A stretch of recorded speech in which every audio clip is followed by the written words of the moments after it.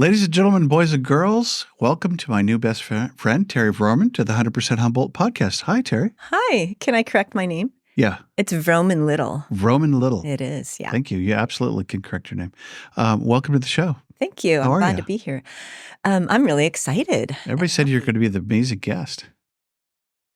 I never lead with that. I've never said that. All right. So I'll try. Yeah. You're going to do great. Tell us how you got to Humboldt. It's kind of a backstory from leaving Michigan, as I had lived and gone to high school in Michigan and had just had it with winters. I lasted one winter out of high school and I absolutely didn't want to go to college. And so I just up and left and made my way to California. Wow.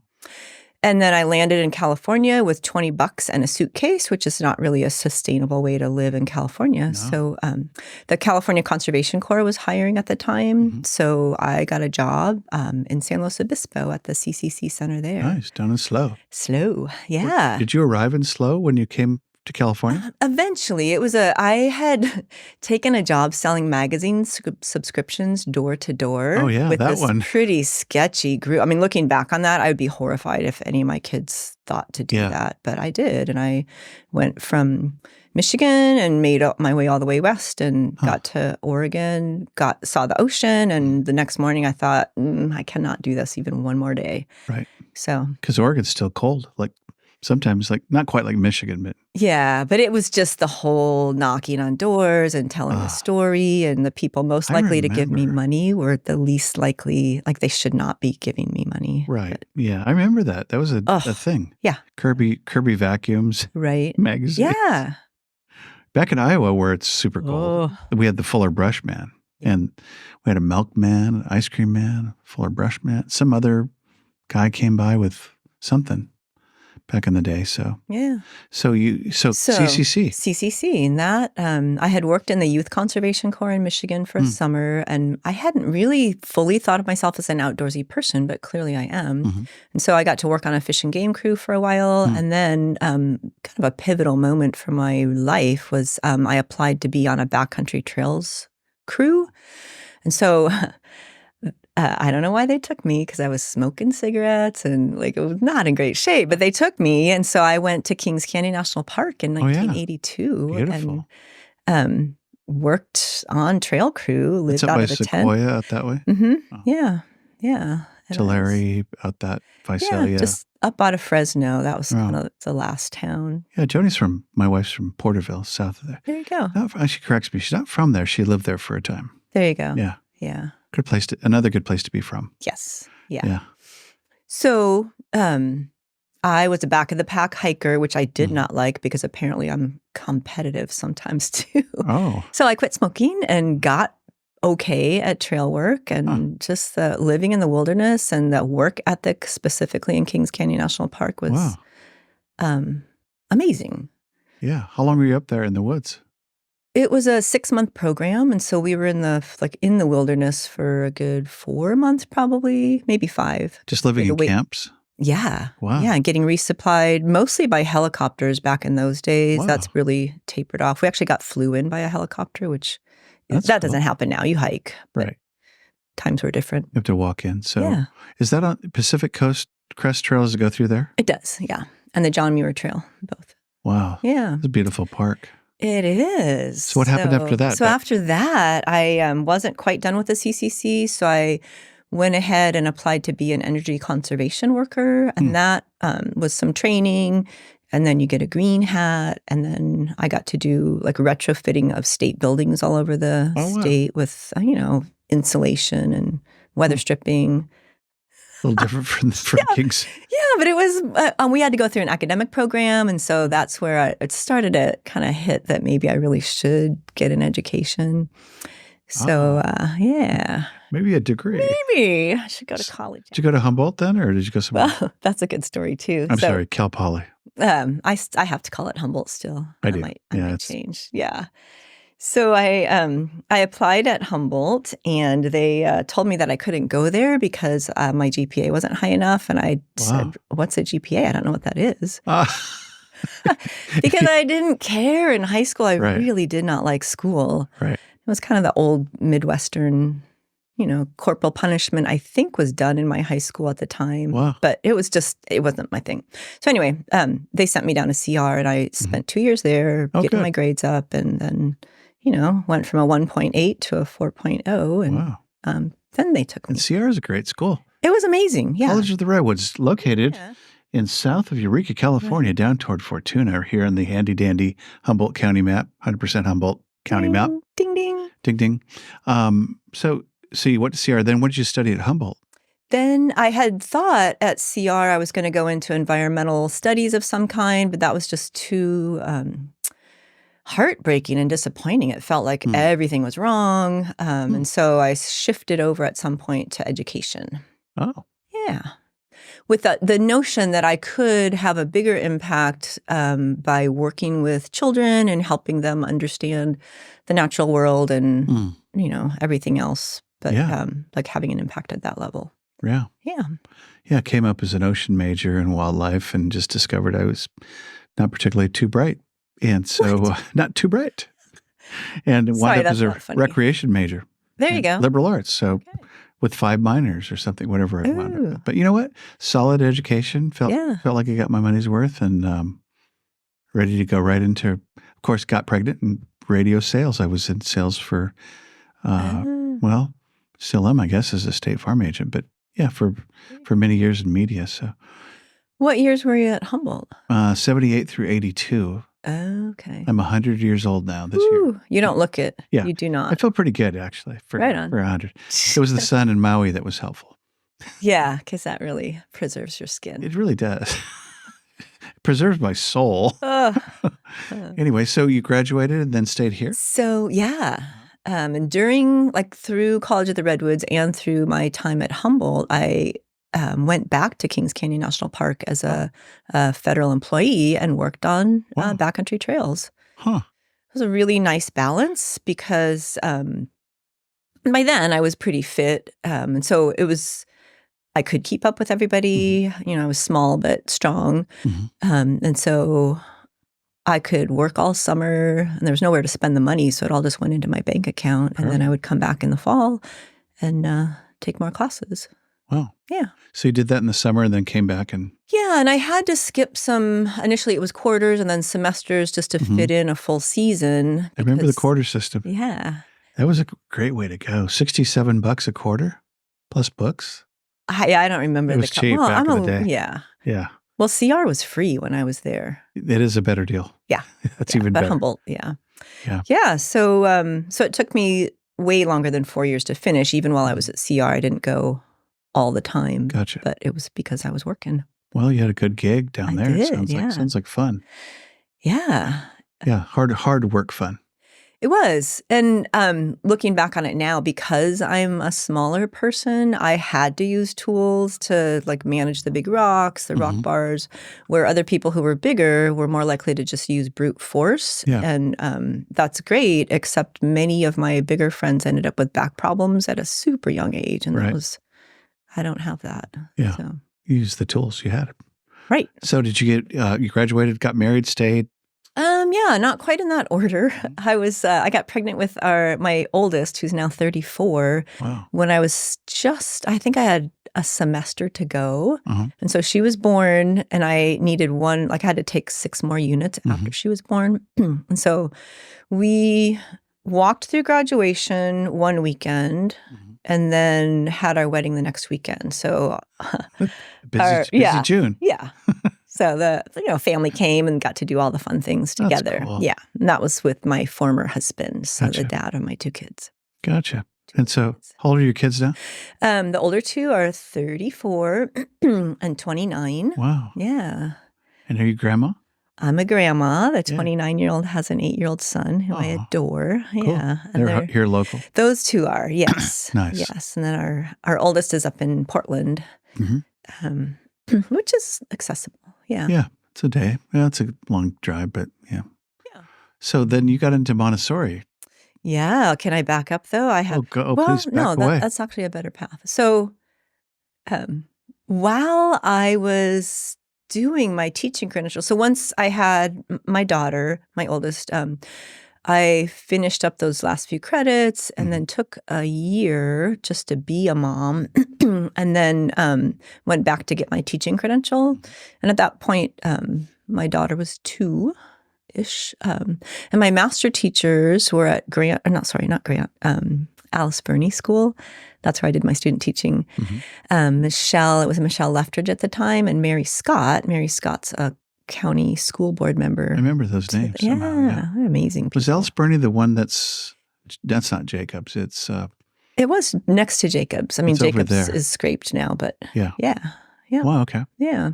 So Michelle, who has a daughter very close in age to my daughter, said, "Oh, you need to send Kelsey to Montessori preschool." And I said, "Well, okay." Look, I knew about Montessori, but I didn't really understand it. And so it's having sent her there and seeing what Montessori education was about as a new teacher. It just kind of... Tell us about Maria Montessori. What's it all about? Oh my gosh. Some people will know, but many of us don't know the deets. Yeah, and it's been fun over the years that people have asked, well, what religion is that? Well, it's not a religion. It's just a person. Maria Montessori was born in Italy at a time when the options for women were to stay home and have a baby or possibly be a teacher. And that was like as far as you could go in education. And Maria Montessori wanted to be a doctor. Wow. And you read different stories, but she was very convincing. And I think her mom was quite an advocate. And there's, a word that possibly the Pope intervened. But early 1900s? Yeah, she was born in... oh dear. Well, she died in 1952. So I think she was born in 1859. Okay. Wow. Something like that. I should know those dates, but I don't in this moment. So she lived a long life. She did, yeah. Very just brilliant life. So she initially got picked on in medical school. It was just a whole different era. Women were not supposed to work on cadavers next to men. So, the men would get to do that work in the daytime and she'd have to go downstairs in the dark at night and do her studies by herself. With dead people. Yeah. Well, just their bodies. Yeah. It's just their shell. Yeah. Yeah. Their earth, Pastor Jim calls that your earth suit. There. So, yeah. So, I mean, that kind of stick-to-itiveness, amazing. So it didn't take too long before people started to understand what she was and how amazing she was. And so the picking on her tapered away. She actually got to give a speech at graduation. Oh, wow. And the first place she went was at in those days, it was called an insane asylum or some other, it's derogatory now, but just a facility for children with pretty severe developmental disabilities. Wow. Yeah. Because, I don't know why, So she started observing the children because her background was science and just watching what they were doing and hearing all the people saying, well, these kids are terrible. They're playing with crumbs on the floor. And she said, well, there's nothing there for them to work with except for spilled food. Right. So they had nothing. They had no enrichment at all. It was like an asylum. Huh. So she got busy and did research and went back for more education. And brilliant. That's kind of where her whole approach to teaching and learning started, was there. Interesting. So from nothing. Yeah. Yeah. But again, imagine brilliant person. Watching and learning and going, well, maybe there's... So what's the premise of Montessori education?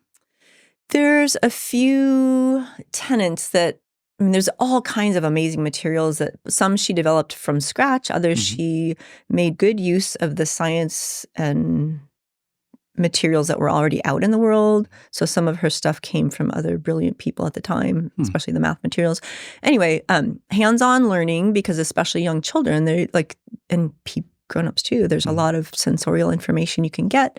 So really visual and hands-on materials, freedom within limits, which is brilliant. I mean, it works in any program where you're free to make choices that you can, if you're using the materials correctly, you're allowing other people to work. Love it. And then if you can't use those correctly, that's where the limits come. And if you can't limit yourself, then, I, as your educator, will step in and help you and set some limits until you're ready to push again. So it's also, there's 3-year age cycles in a traditional Montessori classroom, which allows for that kind of span of developmental progress, because not every child in first grade on day one can do these 10 things. Right. Some of them did them a year ago, some of them it's coming. So having that choice of materials and a span of materials. And then for the teachers, it's pretty great because you only change out 1/3 of your class every year. And so there's a more sustained culture in the room. So the older children are helping model for the younger ones. What are the 3-year increments? Typically, it would be like in a preschool, it would go through kindergarten. So kind of 2.5 to 3-year-olds all the way through about 6. And then first, second, third together, 4th, 5th, 6th. And then the adolescent program. There's not many models of that. Like even our program can't quite pull that off because ideally there would be a farm and the kids would go out and work on the farm. Because this has an ag component to it. Especially at the adolescent and into high school years, because that's such a hard time for any kid, whether they've got everything they want, if they're struggling. Like it's just, their bodies are changing so much. Oh my gosh. Yeah. So having them like do work that they could like have a farm stand, have their hands in the dirt, be outside, use their bodies. Perfect. Watch nature do its thing. Yeah. So there are some amazing models. There's one in Hershey, Ohio, where we've sent some teachers for their training. So your job and title is what at the local school? Well, that's where it gets tricky. So I right now, my main title is I'm the school founder, which doesn't mean I founded it on my own, but it was my brilliant idea. That's a pretty nice title. I like it. I founded podcasting in Eureka. No, that's Nick. Sorry. I founded the Hammond family ranch. I like that. Yeah. So you were part of the start. I was, yeah. And I was, so backing up to my kids, my son came along 5 years later and he went to the same Montessori preschool. And it was just clear, like he's a very bright person, as is my older daughter, but he's just wired differently. And it was looking like that traditional education was not going to be so easy for him. My older child made the leap okay. So I got busy and went back to school and started Montessori training with the vision of opening an elementary program here locally. Back to school meaning Humboldt? No, not right away. I went down to San Luis Obispo area, ironically, because there was a kind of a hybrid program where I could do a lot of the studying in the school year time and then go down for intensive hands-on learning in the summers. So I did that through kind of 4 summers to get both levels that I wanted, the preschool level. So get a private school, private Montessori training center, or was it through SLO? It's Cal Poly? Private, and it was kind of like you could get extended ed through UC Santa Barbara. But it's a standalone program supported by a couple of local Montessori Love that schools. area. That's such a cool area. Yeah, we're going down soon to Paso or Tascadero or somewhere. Anyway. Nice. Yeah, Joni's sister has a restaurant in SLO. Oh. Yeah. We should talk about that later. Yeah. Pizza Republic. Hey, Lisa. Hey. Shout out to Lisa. Yay. Tim. Yeah, so what a great area. So you came back then and started the school? So that would have been so easy, but it was really hard to get anything off the ground. Initially, my husband and I thought, we'll make it a private program. And that just was not, it's just not going to happen. And I'm really glad it didn't because that would have set us up to just have families that could pay to go, get to go. And that was not ever really Montessori's model. Like she started with inner city slum kids. That was her first classroom. For everybody. Come on, come on. Yeah. So I approached Eureka City Schools, and at the time, Jim Scott was the superintendent, and he got it. He understood what the vision was, and being able to offer that with Eureka City Schools. So that's where I started. I had a small standalone classroom at Grant Elementary. That was Montessori specific. Yes. That's rad, under the public school system. Yeah. Huh. Yeah, and that lasted. Is that done much? Do they do that much?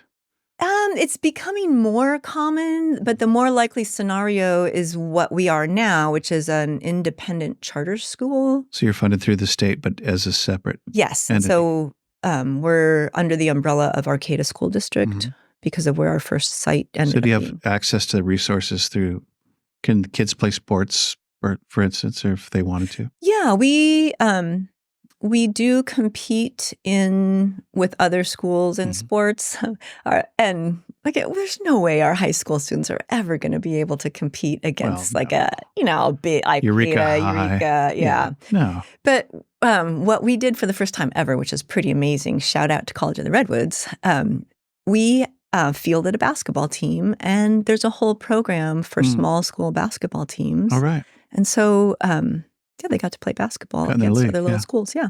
That's cool. They came in 4th out of 6 at the tournament. Hey, come on. Yeah.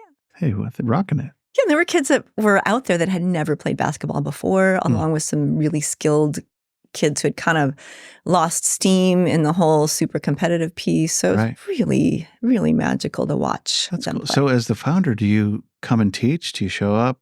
So I had been the 1st through 3rd grade classroom teacher. That was my sweet spot. And I had done that with Grant Elementary for 4 years. And then it was declining enrollment in the district. And Jim Scott had retired. And the new forces there just didn't really appreciate or whatever. So I was at a board meeting saying, are we going to get to be here next year? Because if not, I need to know now. Right. And so the board just sat silently, which was the kindest thing they could have done, really. And so I walked out of that meeting thinking it's done. And then a bunch of parents followed and said, okay, well, what do we do now? Huh. So I thought, oh, we're not done. We're just moving on. We're just moving. It's transitioning. Yeah. Yeah, so it's kind of a long, drawn-out story, but we, Atoll Valley Charter School took us under their wing, and we were able to get a school site in Cooper Gulch, straight across from where Mistwood Montessori is. Okay. It's a city-owned building. It was amazing for a small program that we were at the time. Right. So we had 3 years there. Huh. Loved it. Is that over by the Frisbee golf course? Yeah, yeah. It's right over here. Yeah. Yes, yeah, I can see it. It's right there. Yeah. Okay. So, cool. So what's cool about Montessori? What have you seen the fruit of the kids that come through it? Well, one thing I have to say is that Montessori, the approach to Montessori teaching and learning, so the freedom within limits, follow the child, which means you're not going to follow them around with like a little helicopter, a snowplow, but you're observing, taking note of what the children are interested in, and then supporting what they want to learn in that moment with the materials on hand. Yeah. So, but other like really subtle things are supporting. There's a lot of psychology about education that Montessori understood so far back. Yeah. So just the phrasing of what you do, not making it, oh, I'm so proud of you. Like, oh my gosh, look how hard you worked on that. Like those basic things to empower the children. I love it. Yeah. So we homeschooled most of our 9 kids. Yeah. Not all of them. Joni finally fired the last 2. Threw in the towel and said, get out of here. Yeah. That's a lot. Go to a charter school. Actually, Worthington, right around the corner. Aw. And they did fine. They got through. But the net is, she learned early on the whole unlearning model, which is feed them what they love, man. Yeah. Let them do what they like within parameters. Right. Yeah. You know, Kalia was very artsy and hands-on and kinetic and creative. And Jesse, we would just go get him a big box of books at McKinleyville Library. I mean, the big ones. And Joy loved to see him coming. The librarian, she was amazing. She'd go, yeah, well, he could go over the limit. That's fine. Take 2 boxes today. And so just feeding those gifts. And funny, we don't do that as much in the old model. No. Yeah. Well, the old model was a like factory. I can't say for sure, but I think my elementary classroom desks were bolted to the floor in straight rows because a lot of that, like that whole like industrial approach to education. Well, that was actually Indiana. We moved to Indiana for a while. Bolted to the floor. Well, yeah, because it was kind of based on the factory model, and factories are all like pinned down, lined up. Yeah. Everybody does the same thing, which can work really well for a lot of kids, but not every kid. So. Some of us got through it, and I came to Humboldt. It was very creative. We had a program called Cluster, which was no tests, no grades, show up, get 16 units in the quarter system, which was beautiful. Yeah. And it was all interdisciplinary, and you did have to show up. You did have to journal. You did have to do your darn work and be present. But the no grade thing was really kind of hard on folks. People were so used to the factory. Yep. You know, and getting there, you check the boxes and you get through. And it's like this was a really nicely different program, which was really well-rounded. Made me hunger to learn things. Yay. Yeah. Yeah. Like recreation administration. Kids go, you majored in recess? I go, kind of. Yeah. Don't mess Come with on outside, man. Yeah, come on outside. Let's go for a hike. Yeah. So, no, that's wonderful. So I appreciate that because, coming from that homeschool background, there's such a big homeschool and charter school community here. Yeah. That's, that stuff's so important. So let's shift over to your, well, I want to ask about COVID and what that did to the school and kids and then transition to your running and the Humboldt Bay Marathon and stuff. Great. Yeah. Okay. So there's a couple pieces I still have to fill in. Please. So when my son was born, his dad, the dad of my two older children, and I split up actually before Huxley was even born. So that was a really tough time for all of us. Sure.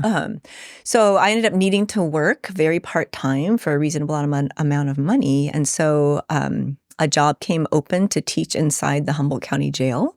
Oh, wow. And that's what I did. I call it my 7 years hard time. Because it was hard. It was men, women, both. Yes, all categories of jumpsuits. So like violent murderers, sexual predators, everybody who was cleared to be educated.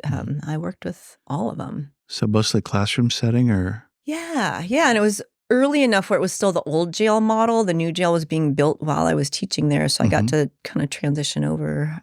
But my point was that while I was doing some of my Montessori education while I was still teaching in the jail, and was able to implement some of those approaches, without ever saying that to anyone. Right. Yeah, and that it was heartbreaking and also really inspiring to see people pull it together. And then devastating because many people were still in the addiction cycle and just, I'd see repeats come in and really young people who did really horrendous things. And I still, I haven't worked there in 20 years, but every once in a while somebody will recognize me out in the community and say, oh, I got my GED when I was working with you. And wow. Yeah. Yeah. That's amazing. Jail's I have friends that done jail ministry, and it's a mix. Yeah. Tough. So what did COVID do to education and kids? Oh my goodness. Well, by the time COVID came, I had already been out of the classroom for a while before COVID. So our family was living through it. I was, seeing how the school was doing and helping. It was rough. It was super rough. Our youngest at home, who's now almost 18, she was an adolescent. So any child, though, going from a hands-on learning environment or whatever, even in traditional education, from that to being home and facing a screen, asking that of children was a lot. And then asking that of families was super hard, too. Let's Zoom life for the rest of 3 years. Yeah. So, I don't think she'll be mad, but we got a phone call from our daughter whose parent or her teacher was like, I don't know if she's really paying attention because she's at the screen but kind of looking sideways and smiling. And we busted her. She was just watching little cute videos on the side while she was supposed to be paying attention in class. All the kids were. Yeah. Like I still do. Right? Don't tell anybody at my Zoom class. Yeah. Yeah.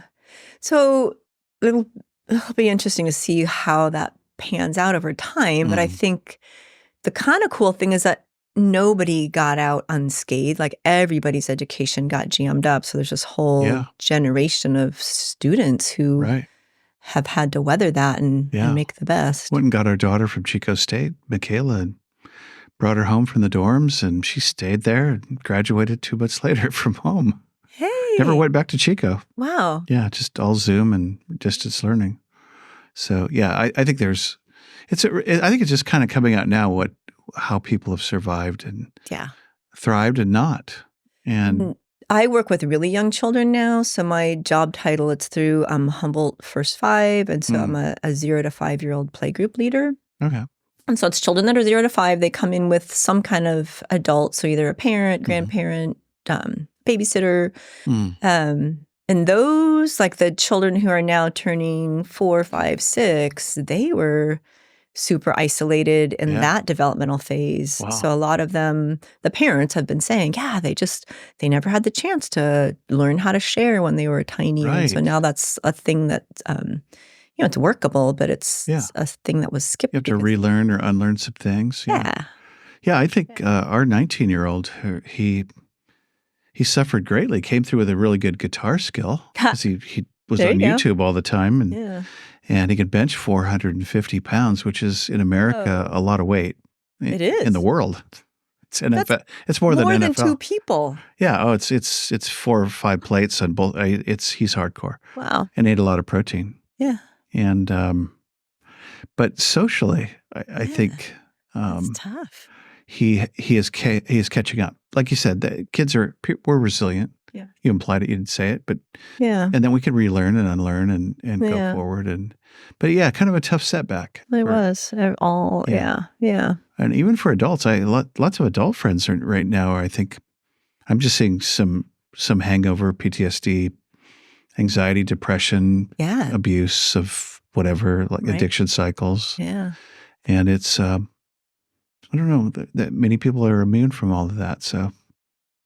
Yeah, I agree. It doesn't matter what your background is. All that and an environment of separation and political dissension and insanity. Yeah. Other than that, we're doing great.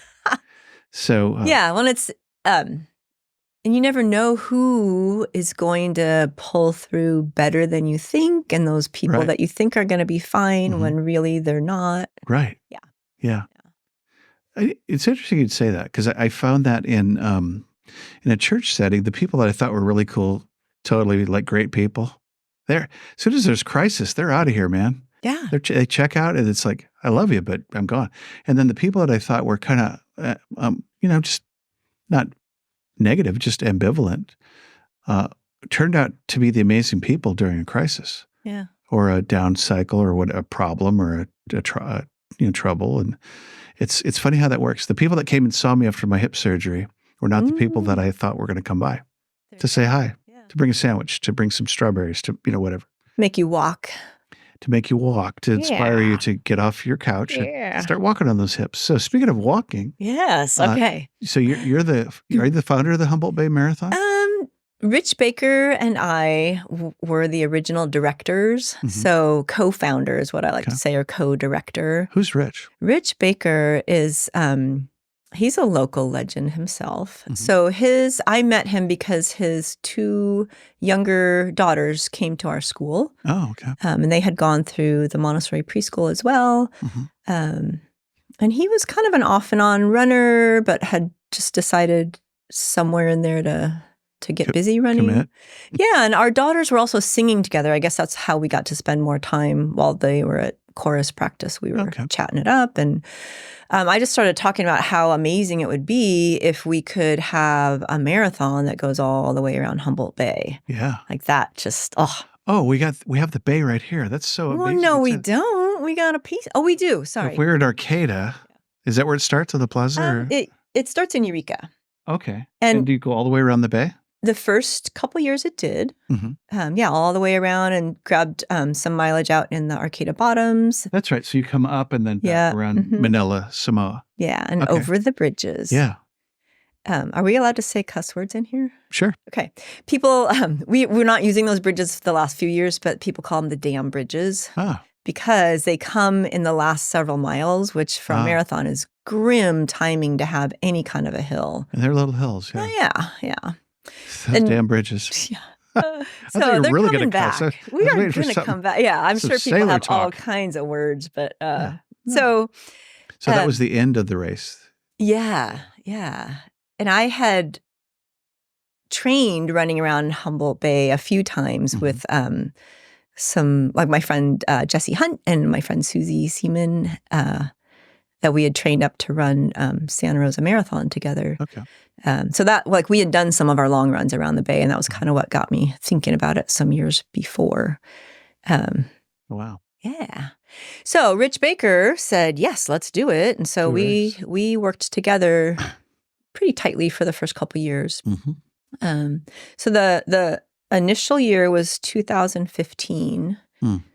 So this will be our 9th running this coming year. Wow, already. We skipped a year due to COVID. Uh-huh. So it's not really an annual. We can't ever quite claim that. We just call it the whatever running. Right. So this will be the 9th.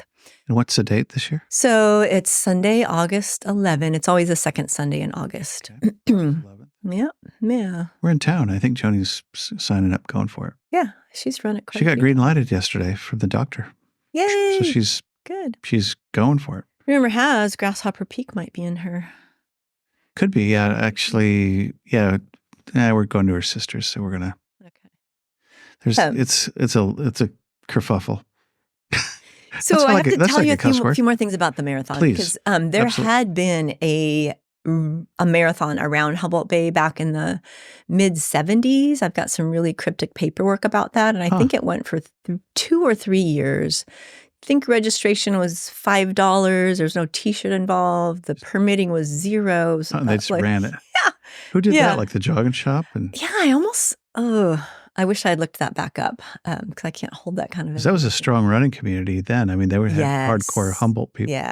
Yeah, and there's still there's hardcore runners here now. Oh, sure. They've maybe diversified a lot more trail runners. Mm-hmm.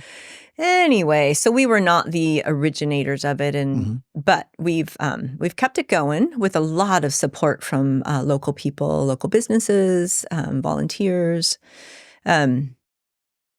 And last year, we helped a man qualify for the Olympic trials. Whoa. Yeah. Wow. He set a new course record that's going to be really tricky to beat unless somebody else is trying to qualify. His name is Mason Cyril from Colorado, and he brought a friend with him who had already qualified and was just going to try to re-qualify or run it. Yeah, it was amazing.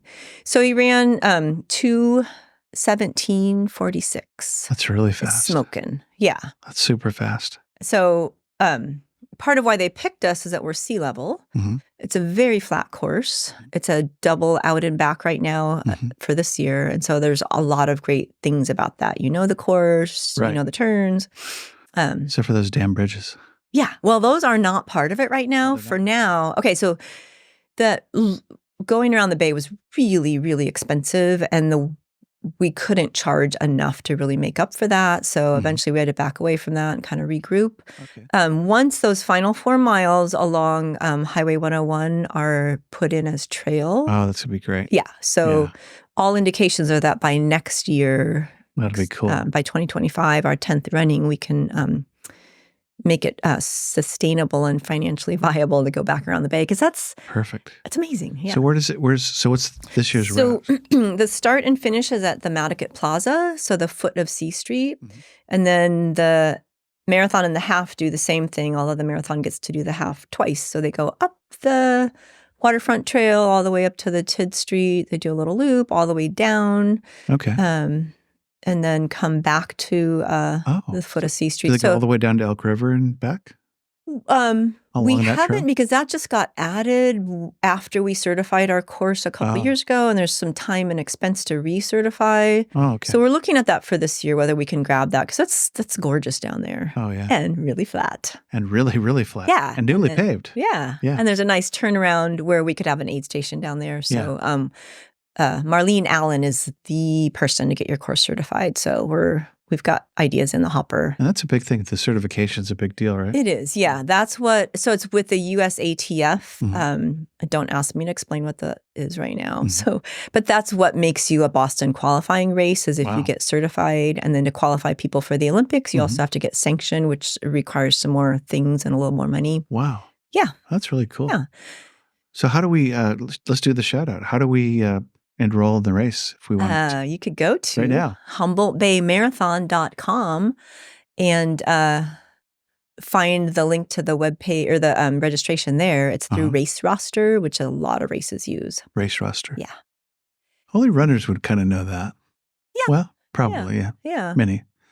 So I have to back up, though, and explain another detail about the race. So the reason I'm not teaching in the classroom anymore is that I was running with these 2 friends that we did the Santa Rosa Marathon. All 3 of us qualified for the Boston Marathon at that race. Yeah, that was 2011. And I didn't realize how phenomenal that was, that how many people can't ever get there. It's a big thing. Yeah. So I have to brag. I qualified with 15 minutes to spare. Whoa. I know. Did I look back in that. Did you go race Boston then? We did, yeah. So Susie decided to not go to Boston. Her children were younger than Jesse's and mine, and she just decided that wasn't going to be a thing for her that year. So Jesse and I went and ran the 2012 Boston Marathon. How cool. No, it was hot. It was painfully hot. They were saying, if you don't start the race, you can just come back next year and you don't have to requalify. It was 79 in the shade at the start. Wow. For Humboldt people, that early. was grim. You're dying, yeah. Yeah. So we just regrouped and just decided we're going to run it and we're going to finish without needing help at the end. Mm-hmm. So we just had a great time, got lots of high fives, took treats from kids on the sides. Sure. And, it was amazing. Mm-hmm. And then soon after that, we were out, I guess it was that September. So I just turned 50 in early September of 2012. Mm-hmm. And we were out running one morning and we were hit intentionally by, I just kind of vacillate between sociopath and psychopath, but it was a really intentional thing. And Susie was killed at the scene, as was Jesse's dog, and Jesse and I were just grimly injured. Wow. And so that was 2012. The community stepped in so many ways. There are things I'm sure that I still don't know today, but the running community, the school communities, people who didn't know us, the Bay Area.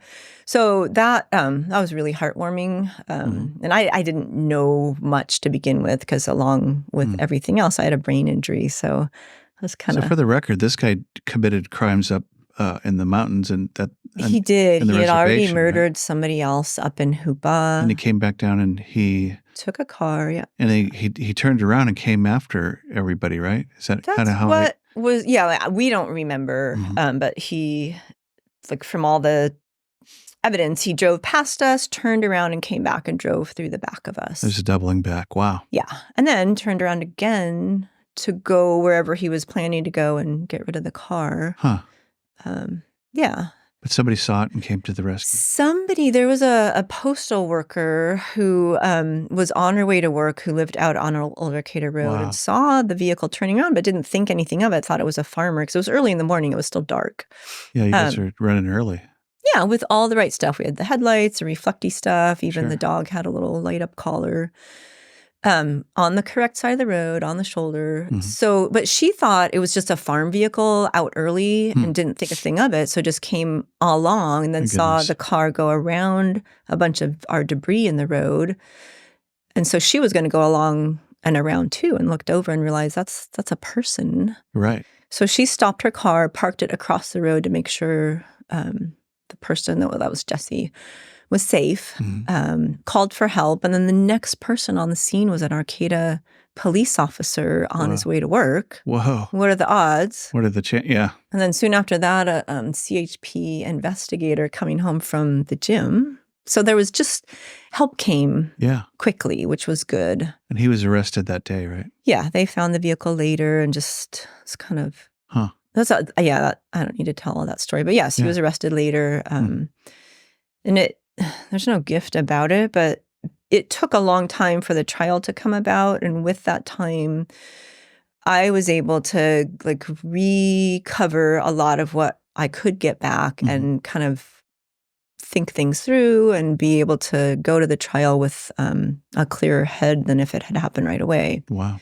So, yeah. What a thing to go through, ordeal. It is.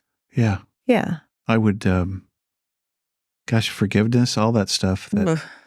How do you move through all that? I guess you have. Well, no. Yeah. I don't think I ever will. I don't think anyone can. But there's somebody, a lot.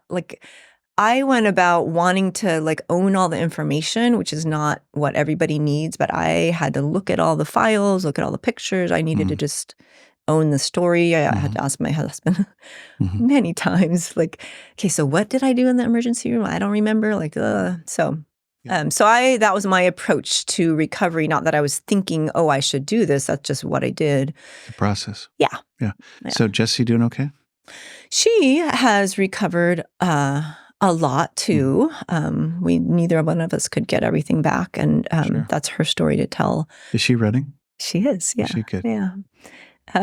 Yeah, we actually did a race together with another friend who could have easily been with us that morning and just wasn't. She's a professor down at Sac State.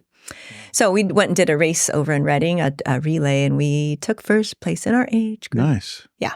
Yay. So yeah, we're back running. We kind of, we don't run together very much anymore. One thing, Jessie's younger and she got a lot of her speed back. I'm older and, I'm speedy enough. But anyway, we just kind of, regrouped and pointed ourselves in the direction that made Jody's sense. working on her speed. Hi, hon. Yeah. Go, Jody. Yeah. Go, Jody. She'll get it back. Yeah. So just to wrap that in, so having a friend be killed can't really be a reason to put a race on. Right. So it wasn't, but yet also it was a way, like putting Humboldt Bay Marathon together was a way to honor Susie's memory and everything about running and everybody else who cared about running and what happened. And so the first couple of years when it went around the bay, it went out Old Arcata Road, and we didn't tell people, but our local friends knew that the course went right past the hit and run site. Wow. And some of our really close friends ran the aid station right there, just as a not silent, but Yeah. an honoring. And we still go out there every year and redecorate the little memorial plaque that's there. You wouldn't know it was there unless you stopped to look at it. Yeah. Anyway. So, so now there's a heart that somebody at Susie's children's school had drawn, and it's a heart shape that has Susie's initials in it. And that has been woven into every piece of marathon gear that we do. It's in the artwork. It's Sarah's designed it in the artwork too? Yeah. Is she doing the artwork this year? Yes. Oh, she'll do it until she says no, because I'm never gonna not have Sarah. Sarah Starr. Yay, shout out to the love artist. You. Yeah. Yeah, no, she's there. They become our good friends. Her and Peter are I've heard. Yeah. They're just special to us. And yeah. So hey, that part of our show where I pull out the bell. Okay. And I ring the bell into the mic. That should be crazy. I've never done this. Ooh, dude, that's loud. It resonates. So this is the quiz where you might earn Dick Taylor. That bag is empty, man. Well, you don't know that. It could be full. There's a lighter. There's a shot glass over there. Those belong to Nick. Here's the quiz. Ready? Okay. Favorite burger in Humboldt? Go. Ooh. Oh, no. We were in Chico and had such a good burger recently. I can't think of where it is. Oh, no. Is it always the burger question? Can we look back to that? I get kind of excited under pressure. Question number 2. Okay. Favorite coffee place? Oh, Old Town Coffee and Chocolates. Okay, good. Number 3. Favorite chocolate? Dick Taylor, Madagascar. Oh, wow, that's fine. Ironic because my husband and I honeymooned in Belize and we like that just fine, but Madagascar, that's the winner, Dick Taylor. It's kind of creamier. It's good. I like that one. We just finished a Madagascar bar. What's your favorite running trail? My favorite is the McKay Community Forest, all the way out to the end and back. Wow. It's about 11 miles round trip. That's a good run. It's not too hilly, which is what I like. Yeah. Okay. You can go anywhere you want for dinner. Where do you go? Brick and Fire. Brick and Fire. Ooh, good choice. Yeah. And last question. The burger. Your favorite beach in Humboldt County? Oh, okay. I think it's called College Cove. It's on the way out to Elk's Head. You drop down in College there. Cove, yeah. Because it's we take our dogs there early in the morning once in a while when nobody's there. I've never been down. I've worked as a rec leader in Trinidad, but we never. I gotta go. Okay. What's a nude beach, right? It's clothing optional. Sorry, not nude. Back in the day. I guess so. We're never there when it's warm enough to see No, and usually the people that go nude at nude beaches just shouldn't. I think anyone can go, man. If you don't want to if you want to go nude, go for it. But Yeah. you probably, some people, anyway. Yeah. Okay, well, I have to tell you why that's my favorite beach is because my husband and I got married on Elk's Head 25 plus years ago. Was it windy? Not too bad. It could really blow lucked there. out. Yeah, it was early October, which is kind of a sweet spot for weather. Like all the way out at the end where that archway thing is? Down and then on the big flat area. Oh, wow. Okay. That's a ways to go out to. It is. Yeah, we've kind of forgot to tell people it was a bit of a walk. It's a little bit of a folks in heels were not doing that. I was gonna say, it can be muddy in the winter a little too. That's funny. Well, cool. So my question for you, and I save this for last for someone, is who are you and what do you want? That was Joni's runner father Tom's favorite questions. He was a recovery guy and had all these pithy sayings that were really kind of fun. But if you could answer who are you, Terri, and what do you want? We'd love to hear that. Who's Terri? I am a mom and a wife and a granny. I am tenacious and vicious. Vicious is my trail name. Is that the competitive thing? That kind of vicious? Well, it was when I was working trails, and because I'm a smallish person, again, it was just kind of ironic that I could be vicious. So it fits, and I can be vicious if you mess with me in the wrong place. No, vicious comes in all sizes. Especially now, so I'm also a runner. I love wild swimming out in the bay and the lagoons, not the ocean. And I wait, hard stop. What is a wild swim? You swim in open water. Just go swim. Yeah. Okay. So wetsuit, no wetsuit. Swimsuits, yes, usually. And I am a get after it. Like after I was injured, one of my things is I wanted to get back into Kings Canyon National Park that following summer and be able to backpack in. And it was really excruciating. Wow. So I believe in wilderness as a route to reclaiming yourself, to recovering from pretty much anything that's wrecked you. And I'm optimistic about our future. I believe in small children and their value. Is that enough? That's great. Yeah. Okay. And so so what would you like to see happen? What do you want? What do you want for Humboldt? I want for Humboldt the resources for small children and other people who to be able to have their needs met, not spoiled, like accountability, the freedom within limits, to be able to thrive, to support the people supporting them with a living wage. And I want Humboldt to be sustainable for everyone. I like it. Yeah. Yeah, me too. So when do we come to your funeral and see your tombstone? Maybe at the same event. You have to find my ashes somewhere. What's your legacy? What's your funeral? What's your message? What's your tombstone going to say? Or what would you like it to say? I want it to say that I was a good mother to all my children. I have two that I barely spoke of today. Anyway, two younger children that we adopted. So there's four of us. How old are they, by the way? Wanda is 20. She's a junior down at UC Santa Cruz. Oh, that's right. And then Helen is turning 18 really soon, and she's a junior at Redwoods Montessori High School. Wonderful. Yeah. So, good mother, tenacious partner,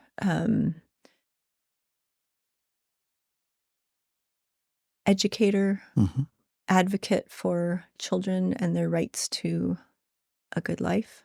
Amen. Yeah, good stuff. Thank you. I love it. Yeah. Let's do a shout out for the marathon one more time. What's the website? HumboldtBayMarathon.com. There's a half marathon, which is half of a full. It's just halfway there. Yeah. And then the full marathon. And it's not terribly expensive like some are. That I remember yours as being very affordable. Thank you. Yeah, and we want it to be. We also have a program for high school runners if they want to do the half marathon. There's, I think it's $25 or $30. I should know that too, but I don't. Yeah, I set the prices while I go. Somewhere in there. So it's accessible, and part of that is because it's a small local race, and a lot of local folks help, and we always need more help. So if you want to volunteer, so they could call or go to the website and contact somebody and come on out. Yeah. That's cool. Are you going to do booths at the finish line again and support booths? Yeah, and then food trucks are welcome. Oh wow! And gosh, Terri, one of our major supporters is Eureka Main Street. So they're kind of our finish line supporters. And then the Finish Arch, which was new last year, so fabulous. Oh, that's cool. Yeah, and that's from Blue Ox. Did No, somebody make one for you? They got one. Pivotal Connection. I'm sorry. Okay. I I get it so excited. And Pivotal I forget what I'm saying. connections. Yeah. So they're physical therapy practice on the plaza in Arcata. And a fish archway is pretty important stuff for a race. It's a big deal. Yeah. Yeah. That's really cool. And then they bring their A game with support too. Nice. And how can we support Montessori in Humboldt? You can pay attention to what's going on with Redwood Coast Montessori specifically. Mm-hmm. We're the only public Montessori program. Mm-hmm. And then donate. You could volunteer at the school. Mm-hmm. So there are private Montessori programs locally? Yes. As well? Yeah, there is one. I don't know what grades they go through now because they've shifted a little bit. And then there's at least 2 preschools, and those are also private. Wow, okay. Which doesn't, there's nothing wrong with that. It's just... different model. Yeah. Yeah. Cool. Well, actually, you wouldn't even know if you walk in, except that people have to pay. Yeah. You have to pay. Smaller scale. Yeah. Probably, yeah. Parting shots, anything we missed? I love my husband so much. What is his name? I don't think I've seen him. Brian Little, yeah. Brian. Hey, Brian, what's up? He's the school director of Redwood Coast Montessori. So we had the plan that even before I was injured, he was going to come in and be the director. I had to sort of be the director and a teacher in the beginning, and that was not ever my goal. I just wanted to teach. So he stepped in big time when I had to just disappear. And so, yeah, Brian Little, the doer of many things, woodworker. Brian Little, amazing man. Woohoo. Okay. That's cool. All right. Shout out to Brian. Hey, thanks for coming. Thanks, Scott. 100% Humboldt. Okay. Thank you, Terri. All right. Bye. Bye.